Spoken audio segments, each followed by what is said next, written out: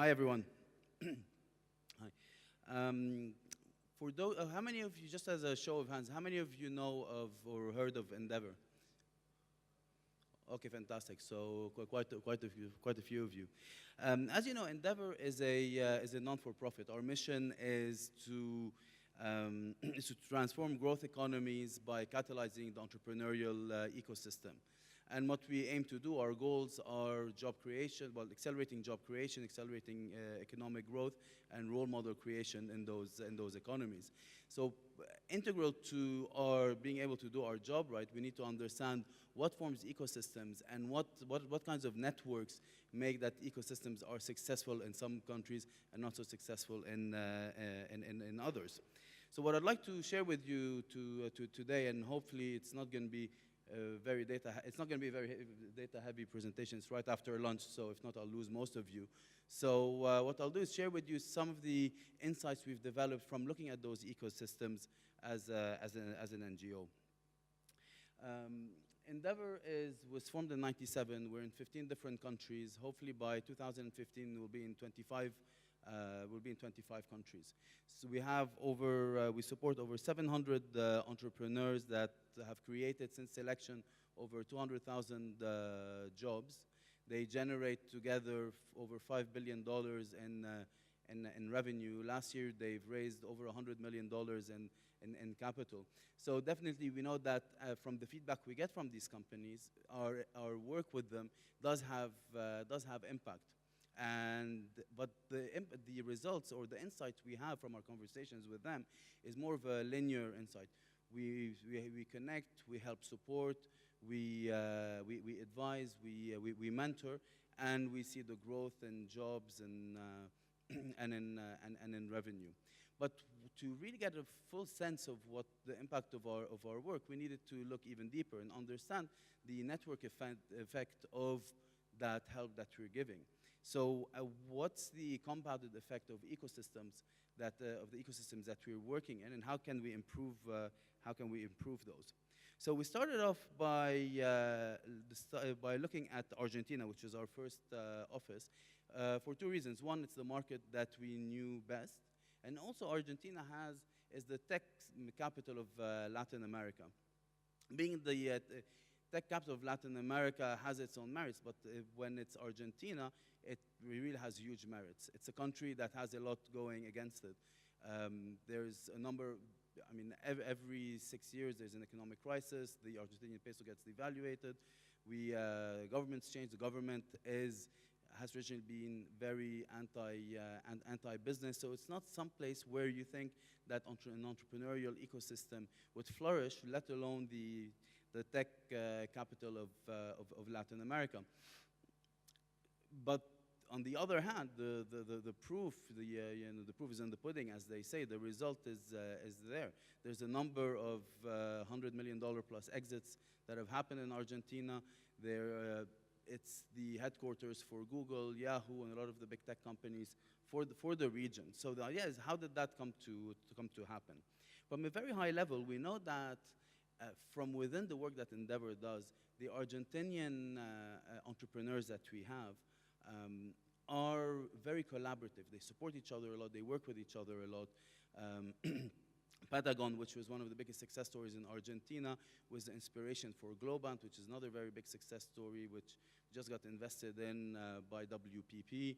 And these are the guys who founded the Globant, went it off and mentored the guys who started Three Melons, Tres Melones.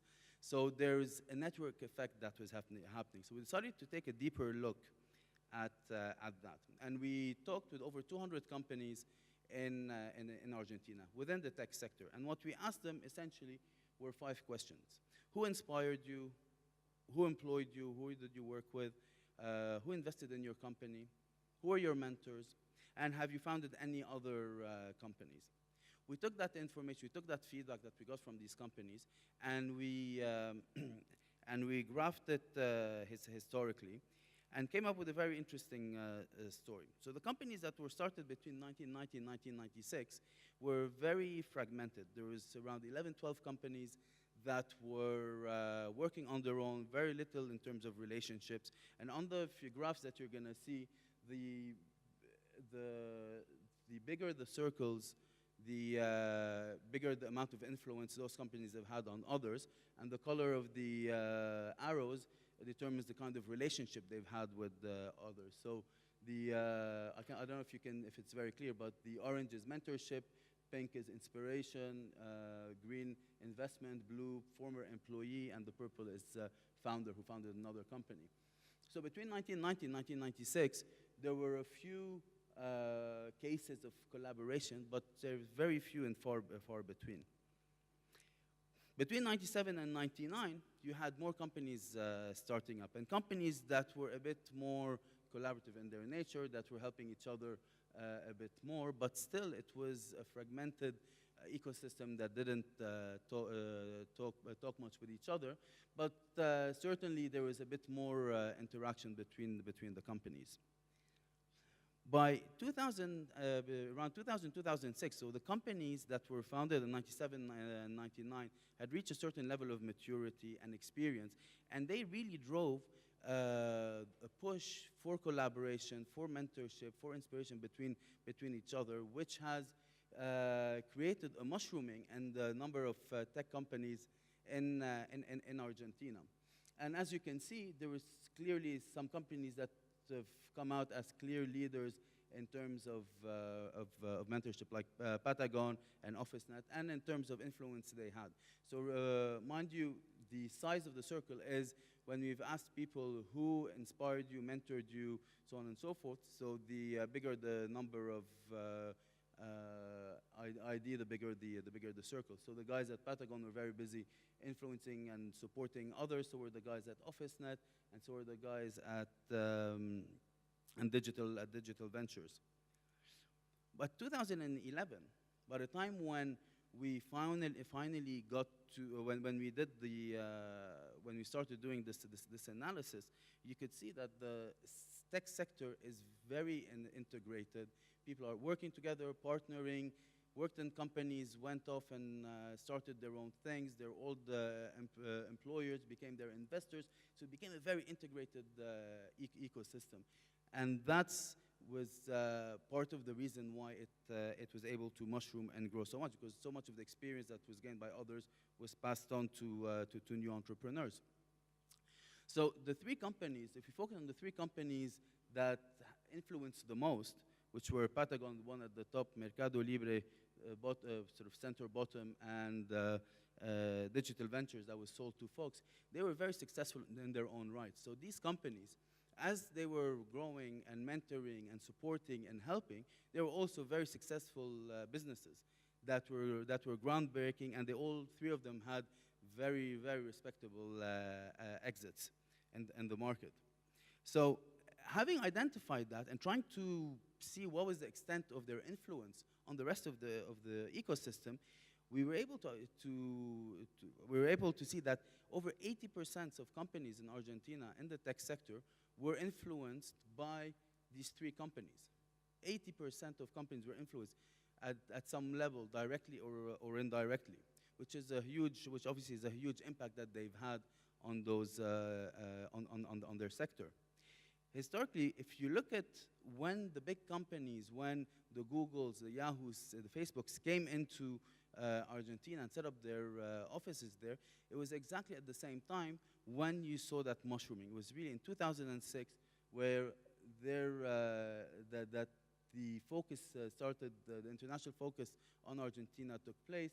These companies came and invested and set up their offices there, Google in 2007, Yahoo 2008, and it was at that point that the numbers of companies in Argentina was already going up. So having that network effect created enough of a buzz to attract these big players to strengthen that ecosystem that was being created there. So we said to ourselves, you know, maybe Argentina is very lucky. Maybe Argentina is a country that God loves. He gave them Maradona, Messi, and a fantastic tech sector. So let's see if that applies to other countries. So we looked at Amman, we looked at Jordan, and we looked at Istanbul, markets that are closer to our home markets. Both of them have their own challenges. Jordan's a small country. big brain drain, not a lot of, well, there's no oil wealth, but has commendable success stories that have come out of it. Turkey, the same thing. Turkey was able to attract top US VCs into the market. They've had some very good exits, and they have some fantastic entrepreneurs today. So we looked at both these countries, and we came out, when we mapped the networks in both these markets, and the same thing, we saw the same thing. There was really 3-4 companies that drove the mentoring, the inspiration, the partnership, the investing in these in the other companies and their ecosystem. So you could start seeing a trend taking place, which is, you know, the ecosystems are really created by the entrepreneurs themselves. Organizations such as Endeavors and other are important. We play, you know, we like to think we play an important role, but ultimately, the real influence in the ecosystems happens through the entrepreneurs. The entrepreneurs are the ones that create the ecosystems for themselves. They're the ones that work with each other, inspire each other, teach each other.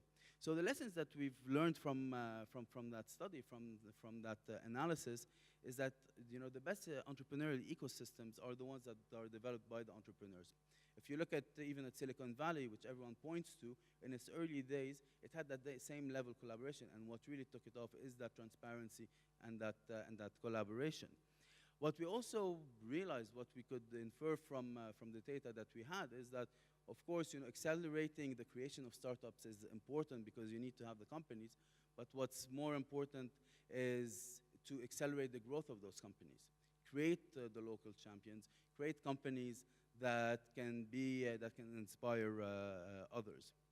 The third point is that there are a few companies that are going to be the clear leaders within those sectors. Those are what we call the high impact entrepreneurs. Those are the companies that we as Endeavor, we identify and we work with. So it's important to create collaboration around these companies to help fuel the ecosystem. And ultimately, what's very important is to be able to get entrepreneurs to reach to a point where they grow, they exit, they're successful, and they start investing in new companies and using that knowledge that they have and create that snowball effect or the multiplier effect. Now, what that means for entrepreneurs is, you know, as if you the takeaway for entrepreneurs is ultimately being an entrepreneur is not just starting your own company. Being an entrepreneur is working for an entrepreneurial business, is working with another entrepreneur, work with people that have done it before you, that have companies that are growing, be part of those stories, get that experience, get the connections, the goodwill, the relationships, and use those to build on to get the benefits of that multiplier effect.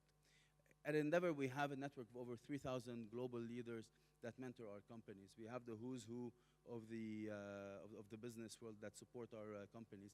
But definitely the most valuable connections that we make and the most enduring connections that we make are those connections that are made between entrepreneurs, just like the ones that we did in Argentina that sparked the growth of the tech sector.